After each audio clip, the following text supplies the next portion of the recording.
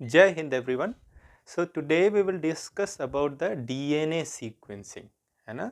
DNA sequencing के बारे में हम लोग आज बातचीत करेंगे। तो एक साइंटिस्ट थे सैंगर, जिन्होंने डीएनए की भी सीक्वेंसिंग डिस्कवर की और प्रोटीन की भी सीक्वेंसिंग उन्होंने ही डिस्कवर की। अब देखिए, डीएनए जो है, डीएनए का जब आप सीक्वेंस देखेंगे तो उसमें क्या है भाई, न्यूक्लियोटाइड रेजिड्यू आपस में ज्वाइंट है ना। ये भी एक पॉलीमराइजेशन प्रोसेस है। तो वो सारी प्रक्रियाएं जो जनरलाइज तरीके से हमने आपको ट्रांसलेशन या ट्रांसक्रिप्शन में बताई हैं कि एक न्यूक्लिएशन प्रोसेस होगा, कोई भी मोनोमर आएगा तो वो हाई एनर्जी स्टेट में आएगा, ठीक है। इनिशिएशन होगा, इलोंगेशन होगा, टर्मिनेशन होगा, ये सारी प्रक्रियाएं होती हैं। लेकिन यहाँ क्या है कि हम जानते हैं कि डीएनए की जो श्रृंखला है वो न्यूक्लियोटाइड रेजिड्यू से बनी है। अब अगर हमारे पास कोई डीएनए सीक्वेंस नहीं है तो हम कैसे पता करेंगे कि उस डीएनए का सीक्वेंस क्या है, मतलब बेस जो उस पे लगे हुए हैं उसका सीक्वेंस क्या है, उसका सिग्निफिकेंस आप जानते हैं कैसे। जेनेटिक कोड और अदर सीक्वेंसेस जो कंजर्व सीक्वेंस है, चाहे प्रमोटर हो, टाटा बॉक्स हो, हम इसको पढ़ चुके हैं, ठीक है। तो आइए देखते हैं कि ये डीएनए सीक्वेंसिंग कैसे होगी। तो जब सैंगर मेथड पढ़ेंगे तो सैंगर ने एक स्पेशल न्यूक्लियोटाइड डिज़ाइन किया जिसको हम कहते हैं डाई डीऑक्सी न्यूक्लियोटाइड। तो आइए पहले हम लोग एक ब्रीफ आइडिया लेते हैं कि डीएनए रेप्लिकेशन और पीसीआर, ये दोनों का ब्रीफ आइडिया लेते हैं कि एक डीएनए है तो उसको रेप्लिकेट कैसे किया जाता है, कैसे न्यूक्लियोटाइड उससे ऐड होते हैं। उसके बाद तब हम पढ़ेंगे डीएनए सीक्वेंसिंग। देखिए, डीएनए सीक्वेंसिंग जब हम लोग पढ़ेंगे तो डीएनए सीक्वेंसिंग में देखेंगे कि कैसे डीएनए के जो स्ट्रैंड हैं उसका डुप्लीकेशन हो रहा है या नए स्ट्रैंड की सिंथेसिस हो रही है। तो यहाँ देखिए, ये दो स्ट्रैंड है, एक 3 प्राइम से 5 प्राइम है और एक है 5 प्राइम से 3 प्राइम। तो देखिए, जब भी डीएनए का रेप्लिकेशन होगा उसको चाहिए प्राइमर, ठीक। एक तो आपका 3 प्राइम 5 प्राइम स्पेसिफिक होगा, क्योंकि हम जानते हैं कि डीएनए की सिंथेसिस हमेशा 5 प्राइम से 3 प्राइम डायरेक्शन में होगी, ठीक है। और न्यूक्लिएशन के लिए आपको यहाँ प्राइमर चाहिए जिसके ऊपर ये जो 3 प्राइम साइड है वहाँ पे OH ग्रुप होगा, जिसपे कि नया न्यूक्लियोटाइड इस टेम्पलेट डीएनए के अनुसार आके ऐड होगा। तो देखिए, इसको हमने यहाँ पे अच्छे से दिखाया है कि कैसे न्यूक्लियोटाइड्स आके ऐड होते हैं। और ये कौन है, ये है डीएनए पॉलीमरेज जो न्यूक्लियोटाइड्स को according to template strand add करेगा। तो अब हमने यहाँ सुविधा के लिए एक ही स्ट्रैंड दिखाया है। तो ये देखिए 3 प्राइम से 5 प्राइम है, यही आपका क्या है, टेम्पलेट स्ट्रैंड है ना, जो ये ब्लैक से दिखाया गया है। अब देखिए, ये आपका प्राइमर है, ये स्ट्रैंड क्या है भाई, प्राइमर है छोटा सा जो हमारा नोन सीक्वेंस है, ठीक है। अब क्या होता है कि जैसे यहाँ पे देखिए, यहाँ तक तो जी से सी की पेयरिंग है, ठीक है, लेकिन इसके बाद ये न्यूक्लियोटाइड्स जो एडेड हैं उनका यहाँ प्राइमर में कोई वो नहीं है। तो अगर इस टेम्पलेट पे यहाँ टी है तो यहाँ कौन ऐड होने के लिए आएगा भाई, टी की पेयरिंग किससे होती है, ए से, ठीक है। तो इस स्ट्रक्चर को, इस इतने स्ट्रक्चर को, एक न्यूक्लियोटाइड जो कि ऑलरेडी जो है हाइड्रोजन बॉन्ड से इंटरेक्टेड है और जो एक फ्री है जिससे दूसरा न्यूक्लियोटाइड जुड़ने आएगा, उसको हमने यहाँ बड़ा करके दिखाया है। ये टेम्पलेट स्ट्रैंड है ना। यहाँ 5 प्राइम है इसका और इधर 5 प्राइम है आपके प्राइमर का, तो इधर क्या होगा, 3 प्राइम होगा और इस साइड क्या होगा, 5 प्राइम, ठीक है ना भाई। अच्छा, ध्यान से देखिए, तो ये जो आपका प्राइमर है, प्राइमर में यहाँ पे जीसी की पेयरिंग थी और लास्ट बेस हमारा क्या था, साइटोसिन, ठीक है ना। अब इसी प्राइमर से अगला न्यूक्लियोटाइड आके जुड़ना है, तो यहाँ टी था तो यहाँ कौन सा न्यूक्लियोटाइड आया, ए, और ट्राइफॉस्फेट फॉर्म में आएगा क्योंकि ये पॉलीमराइजेशन प्रोसेस है तो एनर्जी बैरियर होगा क्योंकि इंट्रोपी डिक्रीज कर रही है। अब एक बहुत महत्वपूर्ण चीज़ देखिए कि जब डीएनए में अगला न्यूक्लियोटाइड यहाँ ऐड हो रहा है तो क्या होगा, यहाँ इस OH ग्रुप का अटैक हो रहा है किस पे, अल्फा फॉस्फेट पे। किस पे अटैक हो रहा है भाई, OH ग्रुप का अटैक हो रहा है अल्फा फॉस्फेट पे। अब इस OH का इंपॉर्टेंस समझ रहे हैं आप, ये हाइड्रोक्सिल ग्रुप जो है इस न्यूक्लियोटाइड पे, इसका इंपॉर्टेंस ये है कि यही दूसरे न्यूक्लियोटाइड से जुड़ने में हेल्प करेगा। अब इसकी पोजीशन को देख लें तो ये 1 प्राइम है, ये 2 प्राइम है, ये 3 प्राइम है ना, और ये 4 प्राइम है और ये 5 प्राइम है, ठीक है भाई। उसी तरह से देखिए यहाँ पे ये क्या है, 1 प्राइम, 2 प्राइम, 3 प्राइम, 4 प्राइम और ये 5 प्राइम से फॉस्फेट जुड़ा है, ठीक है। तो ये बहुत इंपॉर्टेंट हो जाता है कि अगर ये 3 प्राइम OH ग्रुप नहीं रहेगा तो क्या इसके आगे पॉलीमराइजेशन होगा, ठीक है। तो आप बताइए क्या ये पॉलीमराइजेशन पॉसिबल है कि अगर ये OH ग्रुप ना हो तो इसका अटैक नहीं होगा, तो यहाँ पे फास्फोडाइएस्टर बॉन्ड का फॉर्मेशन नहीं होगा। तो सेंगर ने क्या किया, एक न्यूक्लियोटाइड डिजाइन किया, ठीक है। ये न्यूक्लियोटाइड है। तो इसमें देखिए 1 प्राइम पे तो आपका बेस लगा है, 2 प्राइम पे हाइड्रोजन है, क्योंकि ये डीऑक्सीराइबोस, डीएनए का फुल फॉर्म क्या होता है भाई, डीऑक्सीराइबोस। तो देखिए यहाँ पे 2 प्राइम पे डीऑक्सी है, ठीक है। लेकिन यहाँ क्या लिखा गया है, डाई डीऑक्सी। डाई डीऑक्सी मतलब 3 प्राइम जो पोजीशन थी वहां पे भी OH ग्रुप नहीं है। ये पोजीशन इज वेरी इंपॉर्टेंट है ना, ये डाई डीऑक्सी न्यूक्लियोटाइड है। तो अगर ये पॉलीमराइजेशन प्रोसेस में कहीं आ जाता है, जुड़ जाता है, तो उसके आगे पॉलीमराइजेशन को नहीं होने देगा। तो आइए अब देखते हैं कि इसको यूज करके कैसे डीएनए की सीक्वेंसिंग करते हैं। तो स्टूडेंट्स, हम लोगों ने अभी तक देखा कि कैसे जहाँ पे भी डाई डीऑक्सी आएगा वहाँ पे जो है वो पॉलीमराइजेशन प्रोसेस स्टॉप हो जाएगा। तो आइए देखते हैं कि अब डीएनए सीक्वेंसिंग में उसको कैसे यूज़ करेंगे। तो यहाँ देखिए ये एक डीएनए है, ठीक है, डबल स्टैंडर्ड होता है डीएनए। तो ये देखिए 5 प्राइम से 3 प्राइम है और ये 3 प्राइम से 5 प्राइम है, दो एंटी पैरेलल स्टैंड है, and this is the sequence. Suppose we do not know the sequence, हमको सीक्वेंस पता नहीं, ठीक है। अब यहाँ पे देखिए कितने न्यूक्लियोटाइड का सीक्वेंस है, 1 2 3 4 5 6 7 8 9। तो उसको हमने नंबर कर दिया है। हमने क्यों नंबर किया है अभी हम उसको डिस्कस करेंगे। अब देखिए, अब हम इसके अगेंस्ट तो प्राइमर ले नहीं सकते, और प्राइमर की हमें ज़रूरत है किसके लिए भाई, इस डीएनए को पॉलीमराइज करने के लिए, ठीक है। पॉलीमराइज करेंगे वो भी देखेंगे। तो ये सीक्वेंस नहीं रहेगा तो हम इसके आगे जब कोई कोडान आके भाई जुड़ेगा इससे, तभी हम पता कर पाएंगे कि नेक्स्ट कोडान कौन सा है, ठीक है। तो हम इसमें एक नोन सीक्वेंस ऑफ डीएनए को ऐड कर देते हैं। जो ये हमारा अननोन सीक्वेंस है, ये क्या है भाई, अननोन है ना। इसमें हम क्या ऐड कर देते हैं, एक नोन सीक्वेंस ऑफ डीएनए को ऐड कर देते हैं। किस एंड पे, 3 प्राइम एंड पे सपोज, ठीक है ना। चाहे इस स्ट्रैंड को ले लीजिए या इस स्ट्रैंड को ले लीजिए, ठीक है। दोनों में 3 प्राइम एंड है, तो हमने 3 प्राइम एंड पे यहाँ पे इसको ऐड कर दिया, और इस स्ट्रैंड को हमने डिग्रेड कर दिया, ठीक है ना। तो अब हमारे पास क्या क्या होना चाहिए, ये स्ट्रैंड प्लस ये नोन स्ट्रैंड ऑफ डीएनए, और उसको हमने एक लाइगेज के द्वारा दोनों को जोड़ दिया। तो हमारे पास क्या हो गया भाई, ये हो गया हमारा नोन सीक्वेंस ऑफ डीएनए, और ये हो गया हमारा अननोन सीक्वेंस ऑफ डीएनए जो आपको यहाँ दिख रहा है, ठीक है। अब देखिए सेंगर ने क्या किया, 5 टेस्ट ट्यूब ली ऐसे, 1 2 3 4 5, ठीक है ना भाई। इन सभी टेस्ट ट्यूब में 1 to 5, इन सभी टेस्ट ट्यूब में उसने क्या ऐड किया, ATP ऐड किया, GTP ऐड किया, CTP ऐड किया, TTP, जैसे हम PCR में ऐड करते हैं। टैक पॉलीमरेज ऐड किया, मैग्नीशियम ऐड किया, है ना। Magnesium is necessary for polymerases. तो ये देख रहे हैं आप कि जो भी नेक्स्ट न्यूक्लियोटाइड आएगा वो सभी न्यूक्लियोटाइड ट्राइफॉस्फेट फॉर्म में ऐड कर दिए गए। जो पॉलीमराइज कराएगा एंजाइम वो भी ऐड कर दिया गया, प्लस मैग्नीशियम ऐड कर दिया गया, ठीक है। अब PCR मशीन में इन ट्यूब्स को, PCR ट्यूब्स को रख दिया गया। बेसिकली होगा क्या, ये जो टेम्पलेट स्ट्रैंड लिया है इसके अकॉर्डिंग यहाँ न्यूक्लियोटाइड आएगा, और ये जो प्राइमर का 3 प्राइम OH है वो अटैक करेगा और आगे न्यूक्लियोटाइड जुड़ते चले जाएंगे। यही होना चाहिए भाई। लेकिन देखिए उसके साथ साथ सबसे इंपॉर्टेंट क्या है, अभी तक हमने पढ़ा डाई डीऑक्सी न्यूक्लियोटाइड, अभी पढ़ा था ना।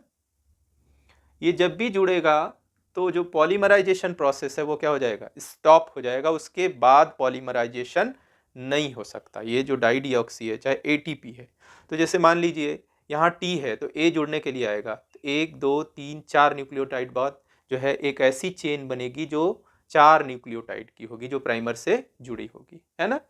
तो देखिए इसको अब हम लोग 1 by 1 देखते हैं, है ना, कि किस ट्यूब में क्या क्या प्रोडक्ट बनेंगे। तो इस ट्यूब में देखिए, ट्यूब नंबर 1 में, जिसमें हम लोगों ने क्या ऐड किया है भाई, डाई डिऑक्सी एटीपी ऐड किया है। बाकी सारे एटीपी भी, जीटीपी भी, सीटीपी, टीटीपी सब नॉर्मल है ना, उनके पास डाई डिऑक्सी नहीं है। वो सब जो है उनके पास 3 प्राइम हाइड्रोक्सिल ग्रुप है। ये सभी न्यूक्लियोटाइड के पास क्या है भाई, 3 प्राइम OH है ना। और ये सभी न्यूक्लियोटाइड सक्षम है सब्सिक्वेंट न्यूक्लियोटाइड से ऐड करने में।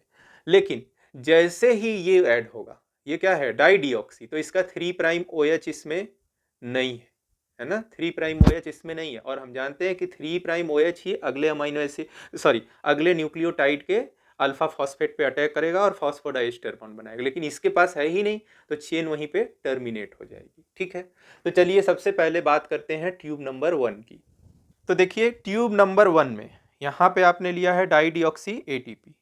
तो अब देखिए अपना सीक्वेंस हमारा टेम्पलेट है। तो पहला ही जो न्यूक्लियोटाइड आएगा टी से जुड़ने के लिए कौन आएगा भाई, ए आएगा। तो ए जैसे ही आएगा तो ए की 2 पॉसिबिलिटी हो सकती है, या तो ए नॉर्मल वाला आएगा, ठीक है, जिसके अंदर प्रॉपर्टी है कि वो सब्सिक्वेंट न्यूक्लियोटाइड से ऐड कर सकता है, फॉस्फोडाइस्टर बॉन्ड बना सकता है। लेकिन हम मान के चल रहे हैं कि पहला जो न्यूक्लियोटाइड आया वो डाई डिऑक्सी आया। तो डाई डिऑक्सी जैसे ही जुड़ेगा उसके बाद तो पॉलीमराइजेशन हो नहीं, तो ये क्या हो गया, टर्मिनेशन हो गया पॉलीमराइजेशन का, है ना। तो पहला प्रोडक्ट जो ए वाली टेस्ट ट्यूब नंबर 1 में बनेगा, जहां हमने डाई डिऑक्सी एटीपी डाला है, वो क्या होगा, प्राइमर प्लस ए, है ना, वो डाई डिऑक्सी वाला वो जुड़ जाएगा। तो एक तो प्रोडक्ट ये हो गया। अब आइए दूसरी बात देखते हैं। अगर मान लीजिए ए की जगह नॉर्मल वाला ए जुड़ा, एडिनिन, है ना, तो नॉर्मल वाला जब जुड़ेगा तो पॉलीमराइजेशन कर सकता है भाई। तो ए के बाद कौन जुड़ने के लिए आएगा, तो यहाँ से देखिए सी है तो यहाँ जी आएगा। ए के बाद फिर यहाँ कौन आएगा, टी आएगा। लेकिन फिर से देखिए टी आ गया, है ना, यहाँ टी था फिर से टी आ गया, थाइमिन। तो थाइमिन से कौन जुड़ने के लिए आएगा, ए। अब ए यहाँ जो है नॉर्मल वाला भी जुड़ सकता है, या फिर कौन सा जुड़ेगा भाई, या तो फिर डाई डिऑक्सी जुड़ सकता है। लेकिन जैसे ही डाई डिऑक्सी जुड़ेगा ये चेन यहीं पे टर्मिनेट हो जाएगी, इसके बाद इसकी ग्रोथ नहीं होगी, क्योंकि उसके बाद तो देखिए यहाँ इस चेन का क्या हो गया, टर्मिनेशन हो गया भाई। इसका एक न्यूक्लियोबाइड टर्मिनेशन हुआ था, कहाँ, जहां पे भी ए जुड़ा, क्योंकि वही क्या है, डाई डिऑक्सी है।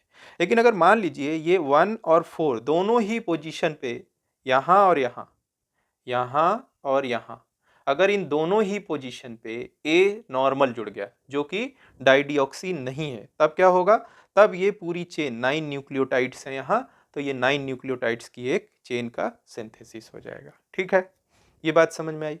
लेकिन एक चीज़ और ध्यान देनी है कि जो भी डाइडिऑक्सी हमने न्यूक्लियोटाइड लिया है वो उसके साथ साथ क्या है, रेडियो एक्टिव भी है। क्या है भाई, रेडियो एक्टिव भी है ना। इसको हम एक्सरे फिल्म पे डिटेक्ट कर सकते हैं। तो इसका हम लोग देखते हैं क्या यूज करेंगे। तो इसका पर्पज क्या हुआ, डाई डिऑक्सी का चेन टर्मिनेशन। क्या हुआ भाई, चेन टर्मिनेशन। इसीलिए इसको चेन टर्मिनेशन रिएक्शन भी बोलते हैं। क्या बोलते हैं, चेन टर्मिनेशन रिएक्शन। जैसे ही डाई डिऑक्सी जुड़ा चेन का टर्मिनेशन हो गया, उसके बाद चेन की ग्रोथ नहीं होगी। आइए उसी तरह से अब टी वाले में देखते हैं। जिस ट्यूब में हमने सभी न्यूक्लियोटाइड नॉर्मल डाले हैं, टैग पॉलीमरेज, मैग्नीशियम सब डाला, लेकिन उसके साथ साथ हमने क्या डाला है, डाई डिऑक्सी न्यूक्लियोटाइड टीटीपी, और वो रेडियो एक्टिव है ना। तो अब देखिए कहां कहां पे टी आ रहा है, जहां ए होगा वहां वहां क्या जुड़ेगा, टी। देखिए यहाँ यहाँ ए है तो यहाँ यहाँ टी जुड़ेगा कि नहीं। तो अब देखिए यहाँ पे, अब देखिए ए और जी ये तो नॉर्मल जुड़ा है ना, क्योंकि इस ट्यूब में नॉर्मल जो है ए और जी प्रेजेंट है ना। लेकिन इसके साथ साथ यहाँ क्या प्रेजेंट है, डाई डिऑक्सी टीटीपी भी प्रेजेंट है। तो अब जैसे ही डाई डिऑक्सी टीटीपी जुड़ेगा किस पोजीशन पे, थर्ड पोजीशन पे, जहाँ ए है, ठीक है ना। ए से कौन जुड़ने के लिए आएगा, टी। तो यहीं पे चेन का टर्मिनेशन हो जाएगा, ठीक है ना भाई। तो ये 3 न्यूक्लियोटाइड की चेन बन गई, इसीलिए हमने नंबर साथ में लिखा है कि कितने न्यूक्लियोटाइड की चेन बनी। अच्छा, इसके बाद देखिए फिर अगर इसमें मान लीजिए इस पोजीशन पे, थर्ड पोजीशन पे नॉर्मल टी आके जुड़ गया, है ना, नॉर्मल, जिसका कि जो है जो डाई डिऑक्सी नहीं है, तो फिर क्या होगा, फिर से पॉलीमराइजेशन स्टार्ट होगा जब तक कि ए ना आए। तो ए आ गया फिर से कहाँ, 7th पोजीशन पे, देखिए 7th पोजीशन पे, तो यहाँ फिर टर्मिनेशन होगा। उसी तरह 8th पोजीशन पे आ गया टी, है ना, तो फिर से यहाँ टर्मिनेशन हो गया। लेकिन अगर कोई भी टी जो है डाई डिऑक्सी नहीं आया जुड़ने के लिए, तो क्या होगा, पूरे 9 न्यूक्लियोटाइड की चेन का फॉर्मेशन होगा। ठीक है भाई। उसी तरह से जीटीपी में देखिए जहां जहां सी है वहां वहां क्या जुड़ेगा, जी। जहां जहां सी है वहां वहां जी जुड़ेगा। और जी हमने इस ट्यूब में क्या डाला है, डाई डिऑक्सी। तो देखिए सेकेंड प्लेस पे क्या है, सी है, तो जी जुड़ेगा, तो 2 न्यूक्लियोटाइड की चेन का यहाँ पे टर्मिनेशन हो जाएगा। फिर यहाँ पे देखिए किस पोजीशन पे है, 5वीं पोजीशन पे सी है, तो यहाँ जी जुड़ने के लिए आएगा, तो यहाँ पे भी टर्मिनेशन हो जाएगा। उसी तरह देखिए यहाँ 6th पोजीशन पे है, तो 6th पोजीशन पे 6 न्यूक्लियोटाइड की जो चेन बनेगी वो भी टर्मिनेट हो जाएगी। अगर ये तीनों पोजीशन पे जो जी है, जी जुड़ने के लिए आ रहा है, जीटीपी, वो अगर कैसा हुआ, ऐसा नॉर्मल, नॉट डाइडिऑक्सी, तब क्या होगा, तब पूरी चेन का फॉर्मेशन होगा 9 न्यूक्लियोटाइड का। ये क्लियर है भाई, जैसे इसमें हुआ था ऐसे इसमें भी हुआ। अच्छा, इसमें देखिए सी कहाँ जुड़ेगा, अगर इससे सी जुड़ने के लिए आएगा, ये टेम्पलेट चेन है, तो यहाँ तो कहीं नहीं आएगा, जहां जी होगा वहीं सी की पेयरिंग हो गई थी। देखिए कौन सा न्यूक्लियोटाइड है, 9th। तो 9th पे देखिए कौन जुड़ा है, सी। लेकिन ये भी ध्यान रखना है कि उस 9th पोजीशन पे नॉर्मल सी भी जुड़ सकता है, तो वहां कितने न्यूक्लियोटाइड की चेन बनेगी, 9। तो इस तरह से आप देख रहे हैं कि इसमें कितने तरह के प्रोडक्ट बन रहे हैं, 3। टेस्ट ट्यूब में 2 तरह के टर्मिनेशन प्रोडक्ट बन रहे हैं, कौन कौन से, जहां ए आएगा, तो ए आने का मतलब है कि टेम्पलेट पे क्या होगा, टी। तो देखिए 2 टी है ना, इसीलिए इसमें 2 टर्मिनेशन प्रोडक्ट बने हैं, और ये तो नॉर्मल है, ठीक है। उसी तरह से देखिए इसमें टी कहाँ आएगा, जहां ए होगा, तो कितने ए हैं, 1 2 3, तो कितने टर्मिनेशन होंगे चेन के, 3।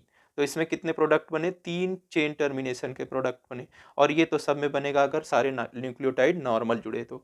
उसी तरह से इसमें जी में आ जाइए, तो जी किससे जुड़ेगा भाई, सी से। तो देखिए कितने सी हैं, 2 पे, 5 पे, 6 पे, मतलब कुल 3। तो आपके प्रोडक्ट भी कितने मिलेंगे, 3, है ना। उसी तरह से देखिए इसमें कितने जी हैं, उतने ही सी आएंगे। तो यहाँ पे देखिए, यहाँ पे डाइडिऑक्सी क्या है, सी है, तो यहाँ पे जो प्रोडक्ट मिलेगा वो 9 न्यूक्लियोटाइड का मिलेगा, ठीक है भाई। अब देखिए ये तो हमारा हो गया पीसीआर कंप्लीट। पीसीआर में हमने क्या किया, एम्पलीफाई किया, जहां जहां डाइडिऑक्सी आएगा जिस टेस्ट ट्यूब में ऐड किया गया है उस हिसाब से आपको टर्मिनेशन प्रोडक्ट मिलेंगे। तो इसको छोड़ के, है ना, जो 9 न्यूक्लियोटाइड का इसमें प्रोडक्ट ये बन रहा है, इसको छोड़ के बाकी सारे प्रोडक्ट जो है वो क्या है, डाइडिऑक्सी की वजह से टर्मिनेशन प्रोडक्ट है, प्लस रेडियो एक्टिव है। हमने बताया ना, रेडियो एक्टिविटी भी है इनके अंदर, फॉस्फोरस 32 को रेडियो एक्टिव कर दिया गया। अब देखिए हम करेंगे इसका जेल इलेक्ट्रोफोरेसिस। क्या करेंगे इन प्रोडक्ट्स का, ट्यूब नंबर 1 to 5, अब हम इसका क्या करेंगे, जेल इलेक्ट्रोफोरेसिस। यहाँ पे ये टेस्ट ट्यूब नंबर 1 है, जिसमें हमने क्या डाला था, डाई डिऑक्सी एटीपी, इसमें क्या डाला था, डाई डिऑक्सी टीटीपी, इसमें डाई डिऑक्सी जीटीपी, और इसमें डाई डिऑक्सी सीटीपी, ठीक है ना। और ये 5वें टेस्ट ट्यूब में हमने किसी भी तरह का टेम्पलेट नहीं लिया था, ठीक है, तो केवल प्राइमर था, है ना।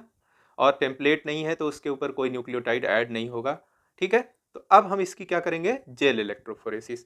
और ये हमारा कौन सा टर्मिनल है, नेगेटिव, और ये क्या है, पॉजिटिव, ठीक है। अब हमारा इलेक्ट्रिक फील्ड कैसे होगा, ऐसे, है ना। अब देखिए डीएनए पे कौन सा चार्ज होता है भाई, हम जानते हैं कि डीएनए में क्या होता है, फॉस्फेट, तो फॉस्फेट के ऊपर खूब सारा निगेटिव चार्ज होता है। और जब भी जेल इलेक्ट्रोफोरेसिस का प्रिंसिपल ही है, जबकि इलेक्ट्रिक फील्ड ऐसे, इसको हमने क्या कर दिया, पॉजिटिव टर्मिनल से कनेक्ट कर दिया, इसको नेगेटिव। अब इसके अंदर क्या है, इलेक्ट्रिक फील्ड है, तो उसके ऊपर क्या लगेगा, फोर्स लगेगा। अब जो सबसे छोटा होगा इसमें से, है ना, वो मिनिमम रेजिस्टेंस उसको मिलेगा, ये जेल के अंदर, ये अगरोज जेल है ना, तो उसका मूवमेंट सबसे फास्ट होगा, और जो सबसे बड़ा फ्रेगमेंट रहेगा वो सबसे पीछे रह जाएगा, ठीक है ना। तो यहाँ पे ध्यान दीजिए, अगर ए वाली टेस्ट ट्यूब में आते हैं, ठीक है, तो हमारे पास कितने तरह के प्रोडक्ट हैं, 3 तरह के, एक 9 न्यूक्लियोटाइड का है, एक 4 और एक 1। इसी तरह से जब टेस्ट ट्यूब नंबर 2 में आते हैं तो हमारे पास 9 न्यूक्लियोटाइड का एक प्रोडक्ट है यहाँ, फिर 8 7 3, फिर यहाँ देखिए 9, और ये रेडियो एक्टिव वाले 6 5 2, यहाँ देखिए 9 और यहाँ 9, ठीक है ना। अब इनको जब रन कराएंगे आप, तो देखिए कैसे बैंड मिलेंगे। अगर इसमें रन कराएंगे तो सबसे नीचे हमको कौन सा बैंड मिलेगा, इसीलिए हमने यहाँ नंबरिंग कर दी है ना। 1 नंबर कहाँ जाएगा, सबसे नीचे, क्योंकि इसमें केवल एक ही न्यूक्लियोटाइड ऐड हुआ है, इसलिए ये क्या होगा, सबसे छोटा। तो पहला, जब आप उसके पॉजिटिव साइड से देखना शुरू करेंगे जेल को, तो आपको इसको इथिडियम ब्रोमाइड से स्टेन करना होगा डीएनए को, तभी आपको दिखाई देगा, है ना। हाँ, सही कह रही हैं सरिता कि सर इसको ऐसे थोड़ी ना देखेंगे, नहीं नहीं इसे ऐसे नहीं देखेंगे बेटा। जब इसको हम इथीडियम ब्रोमाइड से स्टेन कर लेंगे फिर यूवी लाइट में देखेंगे तब आपको ऑरेंज कलर के बैंड्स दिखेंगे, ठीक है। तो ये देखिए 1 नंबर है। 1 नंबर कौन सा होगा हमारा, जो सबसे छोटा होगा भाई, सबसे फास्ट माइग्रेशन होगा, सबसे नीचे आएगा। तो सबसे पहले हमारा ए आएगा। ए जो हमारा वो है वेल, उसमें हमको सबसे नीचे बैंड मिलेगा। फिर 2 नंबर कहाँ मिलेगा, देखिए जी में मिलेगा। कहाँ मिला, जी में, तो ये हो गया हमारा 2। 3 कहाँ मिलेगा, देखिए 3 हमारा टी में है, तो किस में मिला, ये 3 मिल गया। और 4 हमको कहाँ मिलेगा, देखिए 4 न्यूक्लियोटाइड का टर्मिनेशन चेन यहाँ अगेन ए में मिला, तो ये 4 हो गया, ठीक है। उसी तरह से 5 और 6 देखिए टर्मिनेशन चेन किस में मिल रहा है, जी में, तो ये हो गया 5 एंड 6, है ना। उसी तरह से 6 के बाद क्या मिलेगा, 7 और 8। 7 और 8 किस में मिलेगा, देखिए टीटीपी में, तो इस वाली लेन में टी वाले में 7 और 8, ठीक है।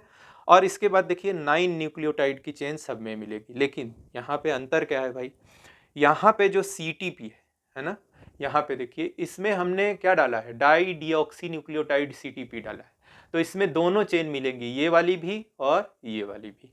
तो यहाँ पे आपको 9 न्यूक्लियोटाइड की एक चेन मिलेगी जो सबसे बड़ी है, इसीलिए ये सब में बनी भी है, तो सबसे ऊपर क्या होगा, 9 न्यूक्लियोटाइड। 9 के बाद 8, फिर 7, 6 के बाद 5, 4, 3, 2, 1। अब देखिए इसको तो आप ऐसे देख रहे हैं किसमें, इथीडियम ब्रोमाइड से स्टेन करके, लेकिन अगर आप इसका एक्सरे फिल्म पे बोले तो एक्सरे फिल्म पे वही बैंड दिखाई देंगे डीएनए के जो रेडियो एक्टिव है। ये बात समझ में आ रही है कि नहीं, रेडियो एक्टिविटी वो क्या करेगी, एक्सरे फिल्म पे स्पॉट बनाएगी, क्योंकि उससे अल्फा बीटा रेज निकल रही है ना, आयनाइजिंग रेडिएशन है जो सिल्वर को रिड्यूस कर देगा। तो जब आप एक्सरे फिल्म पे देखेंगे तो ये बैंड्स नहीं दिखाई देंगे। क्यों नहीं दिखाई देंगे, क्योंकि इनके अंदर कोई रेडियो एक्टिविटी नहीं है। तो देखिए यहाँ पे ए टी जी ये जो लेन है इसमें आपको कोई बैंड दिखाई नहीं देंगे, ये आपका एक्सरे फिल्म है। ये क्या है भाई, एक्सरे फिल्म है ना। इसी चीज के ऊपर एक्सरे रख दिया गया, फिर उसको एक्सपोज करके वॉश कर लिया गया। तो देखिए यहाँ पे ये जो 1 पोजीशन है ना, ये ए में, तो यहाँ एक बैंड मिला, फिर किस में मिला, ऐसे ऐसे बैंड पैटर्न मिला जहां जहां रेडियो एक्टिविटी थी। अब ये हमको पता है कि जो सबसे छोटा होगा वो सबसे नीचे आएगा, जो सबसे बड़ा होगा न्यूक्लियोटाइड का सीक्वेंस वो सबसे ऊपर आएगा। तो उसमें देखिए सबसे नीचे कौन है, ए। सबसे नीचे कौन है भाई, ए।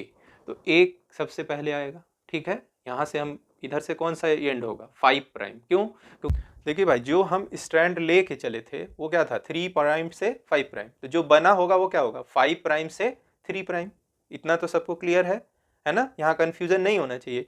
इसीलिए जो हम यहाँ पे काउंट कर रहे हैं किसको, बैंड्स में न्यूक्लियोटाइड का सीक्वेंस, वो हमको क्या, तो देखिए भाई यहाँ से हम 5 प्राइम शुरू करेंगे, है ना, क्योंकि हमने जो लिया था डीएनए वो 3 प्राइम से 5 प्राइम था।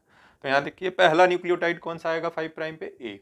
फिर क्या आएगा, जी। जैसे जैसे हम ऊपर जाएंगे मॉलिक्यूलर वेट बढ़ेगा, तो पहला बैंड ये मिला, दूसरा ये, तीसरा ये, चौथा ये, पांचवा ये, छठवां ये, सातवां ये, आठवां ये, नौवां ये, ठीक है। तो उसी के अनुसार हम इसको लिखते जाएंगे, तो उससे हमें क्या, कौन सी चेन मिलेगी, 5 प्राइम टू 3 प्राइम। लेकिन एग्जाम में अगर आपसे पूछे कि भाई ये जो है हमको पैटर्न मिल रहा है और हमने स्ट्रैंड लिया था 3 प्राइम से 5 प्राइम, हमने क्या लिया था 3 प्राइम से 5 प्राइम, तो जो नया स्ट्रैंड बनेगा वो क्या बनेगा, 5 प्राइम से 3 प्राइम। लेकिन हमसे पूछ कौन सा रहा है, जो हमने लिया था 3 प्राइम से 5 प्राइम, तो हम क्या कर लेंगे, उसके कॉम्प्लीमेंट्री एक स्ट्रैंड बना लेंगे, तो वो हमारा एक्चुअल डीएनए सीक्वेंस हो जाएगा जिसको हमने सीक्वेंस किया है। तो जिसको सीक्वेंस किया उसका सीक्वेंस क्या होगा, 5 प्राइम से 3 प्राइम, तो देखिए GAACCTACT, है ना। तो आप इसको मिला भी लीजिएगा, जो आपने सीक्वेंस शुरू में लिया था जिससे प्राइमर जोड़ा था, देखेंगे तो वही सीक्वेंस ये है, ठीक है। तो ये तो हो गया सेंगर डीएनए सीक्वेंसिंग। लेकिन अब भाई कंप्यूटर आ गया, किसका युग आ गया, कंप्यूटर का। तो इतना मेहनत करके जो है इसको गिनना, आप सोचिए ये तो हमने 9 न्यूक्लियोटाइड लिए थे, अगर आप कोई जीन लेंगे जिसमें 10,000, 20,000, 50,000, 1,00,000 न्यूक्लियोटाइड है, तो वहाँ पे क्या होगा, आपको गिनते गिनते आंख दर्द देने लगेगी, ठीक है ना। और उसका सीक्वेंस भी मेंटेन रखना है ना। तो पहले साइंटिस्ट क्या करते थे, स्केल रख के पूरा गिनते थे, धीरे धीरे धीरे धीरे धीरे धीरे उसको गिनते थे, कि पहले ऐसे स्केल रख दिया तो पहला, फिर दूसरा, ये ऐसे ऐसे लिखते जाते थे। तो it was very Herculean task, है ना, बहुत कठिन काम था ये। तो फिर जब कंप्यूटर आ गया तो एक टेक्नोलॉजी आई फ्लोरेसेंस। हमने आपको फ्लोरेसेंस के बारे में बताया है जब हमने फ्लोरेसेंस माइक्रोस्कोपी पढ़ाई है। तो यहाँ पे होता क्या है कि हम हर न्यूक्लियोटाइड के साथ एक particular colour producing fluorescence molecule add कर देते हैं, ठीक है। अब जैसे ही वो न्यूक्लियोटाइड ऐड होगा, जैसे एटीपी ऐड हुआ फर्स्ट पोजीशन पे यहाँ, ठीक है, तो कैसा फ्लोरेसेंस निकलेगा? Green. That is detected by computer. तो कंप्यूटर के द्वारा इसको डिटेक्ट कर लिया जाएगा, ठीक है। तो ये इसको क्या रीड करेगा? ए। इसकी फीडिंग क्या है? अगर ग्रीन फ्लोरेसेंस आएगा तो ए। उसी तरह से जीटीपी को हमने रेड दे दिया फ्लोरेसेंस, तो जैसे ही रेड फ्लोरेसेंस निकलेगा सेकंड पोजीशन पे, जैसे ही सेकंड न्यूक्लियोटाइड ऐड होगा, कौन सा फ्लोरेसेंस आएगा भाई? रेड। तो अब क्या हुआ? हमको 4 टेस्ट ट्यूब यूज करने की जरूरत नहीं है, हमारे पास एक ही टेस्ट ट्यूब है। क्यों? क्यों भाई? क्योंकि हर टेस्ट ट्यूब में से जब न्यूक्लियोटाइड ऐड होगा तो वो क्या प्रोड्यूस करेगा? एक पर्टिकुलर फ्लोरेसेंस प्रोड्यूस करेगा जिसको हम डिटेक्ट करते हैं। तो यहाँ आपको डाई डीऑक्सी भी यूज करने की जरूरत नहीं है, यहाँ आपको डाई डीऑक्सी न्यूक्लियोटाइड यूज करने की जरूरत नहीं है। आपको सीधे आपने सारे न्यूक्लियोटाइड के साथ अलग अलग फ्लोरोक्रोम ऐड कर दिया, तो जो न्यूक्लियोटाइड ऐड होगा वैसा कलर दिखेगा, और उसको कंप्यूटर करके उसको सीक्वेंस करके आपको फाइनल सीक्वेंस दे देता है। तो इसे हम कहते हैं ऑटोमेटिक सीक्वेंसिंग। ये सारे न्यूक्लियोटाइड इसमें एक ही टेस्ट ट्यूब में ऐड कर देते हैं। लेकिन ध्यान रहे ये कोई भी डाई डीऑक्सी नहीं है, ये अपने फ्लोरेसेंस की वजह से डिटेक्ट होगा कि कौन सा मॉलिक्यूल ऐड हुआ है, ठीक है। तो इसकी वजह से सीक्वेंसिंग थोड़ा फास्ट हो जाती है। आई होप कि ये पूरा प्रोसेस आपको समझ में आया होगा।